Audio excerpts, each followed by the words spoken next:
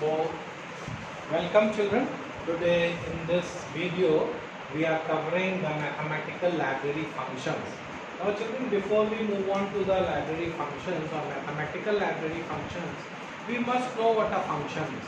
So children, as we all know that the Java program is written in small programs, and these programs we call as functions or methods. So we can say that functions are the members of the class, and these functions contain statements. They also contain statements to create objects, work on objects, and other executable statements. So now children, what Java has done, most of the programs which almost all user uses, they have made those programs sub-programs, and they have stored these programs as functions, and we call them as library functions. Now children, when we are talking about these functions, it is clear that these functions, they exist in a class, and these classes exist in a package. So a Java program or a Java development kit is made up of multiple packages, and these packages are containing classes, and these functions which we are talking about, or the functions even which we make, will be called as user defined function. So there will be two types of function: library function, the function made by the available in the program, made by the software engineer or made by the Java programmers, and the other is the function which we make in our program. They are called as the user defined function. And children, we have classified these library functions as mathematical functions. We have classified them as character functions, which works on character value. Mathematical functions works on numeric value, and they give you numeric results. So they are just like formulas which we have in Excel, where we can do our tasks. So different functions I have written over here, and each function is performing a separate task. And then we have some functions which are available to us to process with strings. So they are called as the string functions, and there is another set of functions which are available to us, and they are called as the string buffer function. So these are library functions which we normally use, but other than that, functions are also available. These functions are available to us in a package called java.lang. Now children, this package is a user friendly package. The moment we write our class, this package automatically gets connected with our class. We don't have to connect it. But there will be some other functions also which we'll be using. They are called as scanner functions, which are available to us in a scanner class, where we input value through the scanner class function. That scanner class is available to us in a package called java.util. We have some functions called print and println. They are available to us in a class system, which is there in the package java.io. Then we have many other functions. Now children, these functions, wherever we are using functions, these functions either they return some value or they do not return some value. That means when we execute a function, sometimes a function gives you some value, and they are called as returnable function. And many times we use a function, they perform a task for us, but they do not return any value. So children, in this class we are just discussing the mathematical functions, and the other functions which are there in the syllabus will be discussing later. So in mathematical functions, children, these are ready-made functions which are available to us as methods or functions, or as small subprograms within a class called math, and they are available to us in a class called math, and they are doing some mathematical tasks for us. So we'll do one by one each of the functions, and I have used few of these functions in the session where I discuss expressions in Java, but now we are going to do it in detail. So children, the first function I am talking about is pow. As I told you, pow function was used or is used to calculate a power of a value. So the way to write it, or the syntax to write it, is double. That means children, double means that this function is going to return us a double value. And we write it like double, and then we write math, that is the class, we connect it by this dot, and we write pow and x comma y. So children, and a semicolon. So what this function does, it calculates us x raised to the power of y. So if we want to calculate x raised to the power of y, we use this function called pow with its class maths, and since this function returns us a double value, so we write it with a variable double. So children, if we talk about this function, we say that this function returns the power of a number, that is x raised to the power of y. This function returns us a double value. We must also tell every time we define a function what type of value it is returning. So I hope you have followed this function pow. This is returning us x comma y, means it is returning us the value of x raised to the power of y. Say for example children, this function, if it is written like this, math.pow, say 2 comma 3. So it is going to return us a value 2 raised to the power of 3, which is 8. But since children it is returning us a double value, so the value returned here will be 8.0. So I hope you have followed this function children. This function is returning the power of a value, and now children we are going to do the next function, that is sqrt. I hope this function you have followed. The next function is children, the second function is sqrt. So the name of the function is sqrt. This is for square root. And children, the way to write this will be double. Since this function will return us a double value, and you write its class, that is maths.sqrt x. X is a number whose square root you want to find. So this is going to give us the square root of a number. So we say that math.sqrt or sqrt function returns us the square root of its argument. This is called as an argument, the square root of its argument x, and this function returns us a double value. Say for instance children, if I say 25 is square root, it is going to give us a value 5.0. 5.0 it will give because it is returning us a double value. So children, we can say that math.sqrt function is returning us the square root of its argument x, and it is returning us a double value. Then we go on to the next function which is there children, and that is the third function I have written, and this is cbrt. cbrt children is for cube root. And children, all these functions which I have written over here, they are written in small letter, but m of math, that is class which I am writing, is written in capital letter. That has to be, so this function returns us a cube root. So we say that double v is a variable where the value will get stored, and I will say maths, children, math, in math m is written in capital, and dot cbrt. So if I write x, this is going to give us the cube root. So it is giving us this cube root of x. So this is giving us this value, and it is returning us a double value. So children, if you see that if I write 8, or if I write like this, math dot cbrt, say 8. So children, this is going to return me a value 2.0. Since 2 into 2, 4 into 2, 8. So 2 is the cube root. So 8, the cube root of 8 is 2. So children, this is the value it is going to return to us. So children, we can say that these functions are helping us in doing these numerical or mathematical operations. Now children, the next function which I am doing over here is max, max, max. Max is for maximum.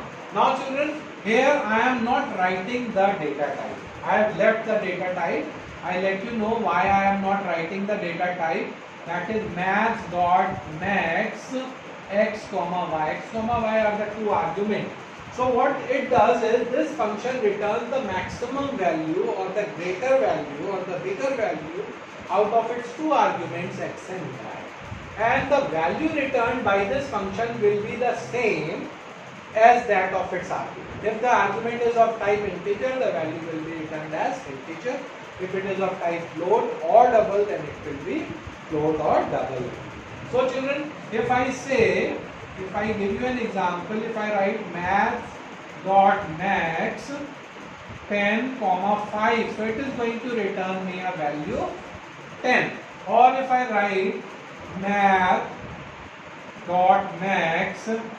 10.5 comma 20.2. So it is going to return me a value 20.2.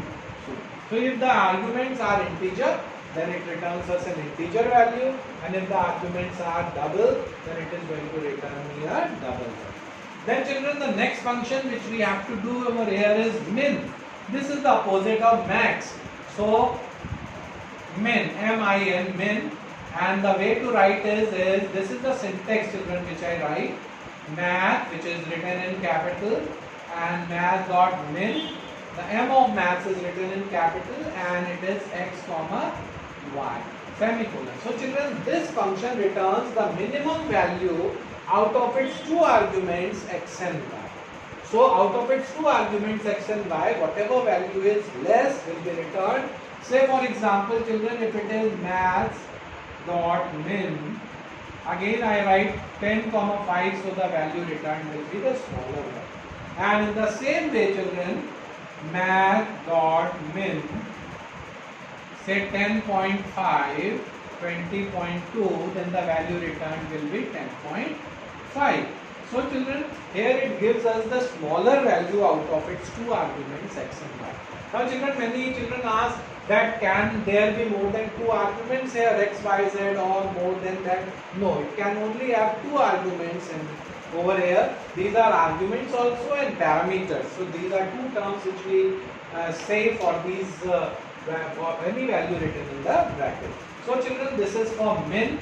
Now we come to the next function, that is ceil and floor. So children, I am going to do both these functions together. First is ceil, C-E-I-L, ceil, and the other one, children, I am writing over here, that is floor. So it is both the same as we have. So functions we write like this. Now children, ceil, if we talk about, that is the ceiling of a room. That is the bigger value, the higher side. And the floor is the flooring of the room, that is the lower side. So children, when I write ceil, so it gives us a double value. So double V is equal to maths dot ceil, and the value, say I write x over it. So what it does, children, if this value is of type double, so it gives me a value like this. See, if I write maths dot ceil, say 10.2, it is going to give me a value 11.6. And if I write maths dot ceil, say 10, then it is going to give me a value 10. And even if I write maths dot ceil, say I write 10.9, then also it gives me a value in double, that is 0. So children, I say that if my value is in fractions, any fractional part, maybe less than 5 or more than 5, it takes me to the next higher real integer. So it gives me a real integer value which is either equal to or greater than. These are the two values which are greater than its argument. And this function returns me a double value. So we say that ceil function returns a value greater than or equal to its argument, and it returns a double value. In the same way, children, when I talk about floor, I write floor like this, double V is equal to maths dot floor x. So children, if I write maths dot floor, it is just the opposite of this. And if I write math dot floor, say 10.2, it gives me a value 10.0. If I write math dot floor, say 10, it will give me a value 10.0.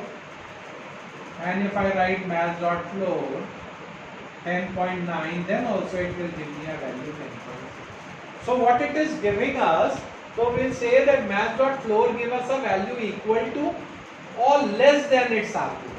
This is more than its argument, this is less than its argument. It removes the fractional part and it gives us a value less than its argument.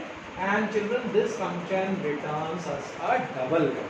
So I hope both these functions are clear, ceil and floor. This is rounding off the value to the next higher integer real number, and this is rounding off to the lower, not rounding off, it is removing the fractional part. So this function is returning us a value equal to or greater than its argument, and this function is returning us a value equal to or less than its sum. So these are two functions which are related to each other. And now children, we'll move on to the next function, that is the ABS or the absolute value. Now children, absolute value, you must know, or you might have studied in maths, that absolute value of a number is a number itself without a positive or a negative sign. So absolute value, the function for absolute value is ABS. And children, here again I am not writing any data type, so it is like this: math dot ABSX. So this statement or this function will return me the absolute value of x. Now children, the absolute value of a number, here in this case x, is a number without a positive or a negative sign. So it removes any sign present before the number. If a negative sign is present before a number, it is going to remove that. If a positive sign is present before a number, it is going to remove that. And children, it is going to return the value, the data type of the value will be similar, which is that of x. Say for instance children, I write math dot ABS, and if I write -5, it will give me the value 5. And if I write math dot ABS -5.7, it will give me a value 5.7. And children, if I write a value with a positive sign, say +4, it is going to give me a value 4. So what it is doing children, it is just removing the negative or the positive sign. And children, when we write it on the note copy, any value of x, say I want the value of xy, the absolute value of xy, I denote it in the copy or in the exercise like this. And one expression we already have done on this type. If these two parallel lines are written, that means that it is asking you to get the absolute value of these numbers. Now children, we move on to the next mathematical function, and the next two functions are almost the same children, and the ninth function is RINT, rent, that is round integer. So children, here it returns us a double value, and math dot rent, say x, this function rounds off its argument to the nearest decimal whole number. This function rounds off its argument x to the nearest decimal whole number, and it returns a double value. Say for instance children, if I have a number math dot rent and I write 5.4, so it is going to give me a value 5. And if I write math dot rent 5.6, it is going to give me a value 6.0. So this function is rounding off its argument to the nearest decimal whole number. So in this function, so it is the same function we can also do by the function called round. We have a function called round. So in place of rent, we can use round, and this is also doing the same task of rounding a value, where we say math dot round x. So we say this function rounds off its argument to the nearest decimal whole number, and it is same children, math dot round, say 5.4, it is going to give me a value 5.0. And if it is math dot round, say 5.6, it is going to give me a value 6.0. So rent and round, these are two functions children which are doing the same task, which is they are rounding off the argument to the nearest decimal whole number. Now children, we move on to the next function, that is the random function. Now children, random function, this is a little different function. Random. Now children, random means any value which is uncertain value. Now when we write this function in this way, double E is equal to math dot random. Now children, in this function we don't write any argument, this argument list is empty, and children, this function returns us a value more than 0.0, and it returns us a value less than equal to or less than a 1. less than 1. So it returns us a value which is more than 0.0 and less than 1. So it returns us a decimal fractional value between 0 and 1. And children, every time you take out a value with this function, you get different value. So you might be thinking that what is the use of this function? Now children, this function is used basically in programs where guessworking is required. Say for computer games, for computer quiz, maybe for a lucky draw, and for many other computer games, for prediction programs, quizzes. This function is used because every time it is going to give you a different value which will be between 0 and 1, and it is going to give us a fractional value of 0. A value which it can give is like 0.0000101012 and 16 digits. Next time you find out the value, children, it gives you another value which is of the same different type but only of within the same range. And children, if you see that every time you get a value which is of the same type. So this is what is there in this. Now children, this random function I want to just explain you again, and this function is that this random function gives us a fractional value between a decimal fractional value between 0 and 1, and every time it gives us a different value. And this function is used in programs where guessworking is required. So it is used in programs where some guessworking is required, like in quizzes, in computer games, in lucky draw. So it is used in such a program. So children, now random function can also be used with different formulas to get different values if we want the number between two values. That we will discuss later. And children, here the last function which is there is math dot pi. Pi is written in capital. Now children, this function is returning us the value of pi. So I hope the value of pi you all know. So if I write double math dot pi, no bracket is required over here. Double v is equal to, right, like this.